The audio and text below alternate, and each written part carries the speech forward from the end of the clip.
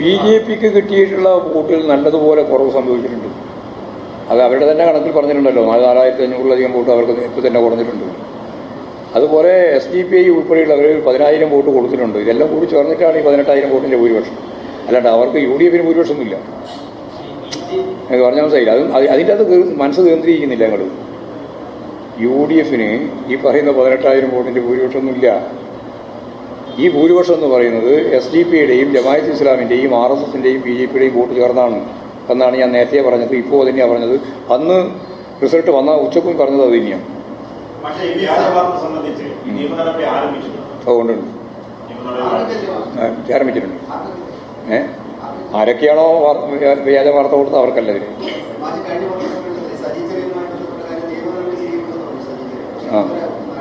അതൊക്കെ സ്വീകരിക്കേണ്ടി വരുമ്പോഴല്ലേ സ്വീകരിക്കേണ്ടില്ല. വെറുതെ സ്വീകരിക്കേണ്ട കാര്യം എന്താ ഉള്ളത്? അതെ, അന്വേഷിച്ചോട്ടെ.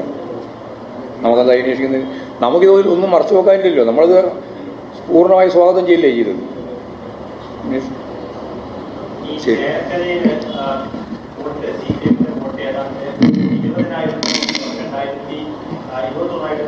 അതെ, അത് അങ്ങനെ ഒന്നുമായിട്ട് മാത്രം കമ്പയർ ചെയ്യണ്ട. എന്നാ ശരിയായില്ലേ? അത് ഒന്ന് മാത്രമായിട്ട് കമ്പയർ ചെയ്യേണ്ട എന്ത് കാര്യമുള്ളത്? രണ്ടാമത്തതും അതിന് മുമ്പുള്ളതെല്ലാം കൂടി കമ്പയർ ചെയ്ത് നോക്ക്. UR പ്രദീപ് തന്നെ മത്സരിച്ചപ്പോൾ ഉള്ള ഒരു കമ്പാരിസൺ നോക്ക്. അപ്പോഴത്തെ കിട്ടി അതിനേക്കാളും കൂടുതൽ വോട്ട് കിട്ടിയിട്ടുണ്ട്. കഴിഞ്ഞ പ്രാവശ്യം 5000 വോട്ട് മാത്രമേ കിട്ടിയിട്ടുള്ളൂ. രാധാകൃഷ്ണൻ തന്നെ മത്സരിച്ചപ്പോൾ പാർലമെൻറ്റിൽ. ഇപ്പോൾ 12,300 കിട്ടിയിട്ടുണ്ട്. അപ്പോൾ കമ്പാരിസൺ നിങ്ങൾക്ക് ആവശ്യമുള്ളത് മാത്രം നോക്കണ്ട, എല്ലാം കൂടി നോക്കിക്കോ. BJPക്ക് വോട്ട് കൂടിയിട്ടുണ്ട്. അതെല്ലാം ഗൗരവപൂർവ്വം കാണേണ്ട തന്നെയാണ്. അതിന് ഞങ്ങൾക്ക് അല്ല, ഞാൻ അവിടെ 2 മുന്നണിയിലെയും കൂടി കുറഞ്ഞിട്ടുണ്ട്. കാരണം പോളിങ്ങിന് കുറവുണ്ടായിട്ടുണ്ട്. അത് ഞങ്ങളെയും ബാധിച്ചിട്ടുണ്ട്, അവരെയും ബാധിച്ചിട്ടുണ്ട്. അത്രയേ ഉള്ളൂ. അവിടെ ഒരു 5 ലക്ഷം 6 ലക്ഷം വോട്ട് നല്ല ഭൂരിപക്ഷം നല്ല പറഞ്ഞാൽ തുടങ്ങിയതാണല്ലോ. വോട്ടേ ഇല്ലല്ലോ. അപ്പോൾ അതിൻ്റെ കാര്യം തന്നെയാണ് കുറവ് സംഭവിച്ചിട്ടുണ്ട്.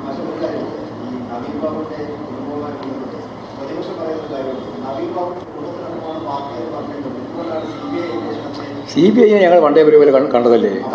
അതിനെ വേറൊരു രീതിയിലാണ് ഞങ്ങൾ CPM, CBI, ED, IT ഉൾപ്പെടെയുള്ളതിനെ കാണുന്നത് ഒരു ഭരണകക്ഷിയുടെ ഒരു ഉപകരണമായിട്ടാണ്. പാർട്ടി നിലപാട് അന്നും അതെ ഇന്നും അതെ, മാറ്റിയില്ല.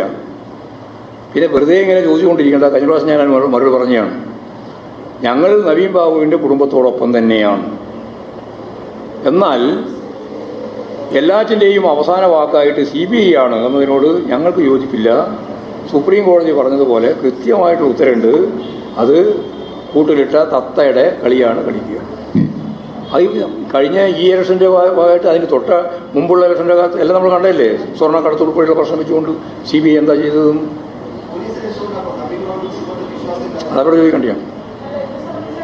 അവരോട് ചോദിച്ചാൽ അവർ പറഞ്ഞു തരും.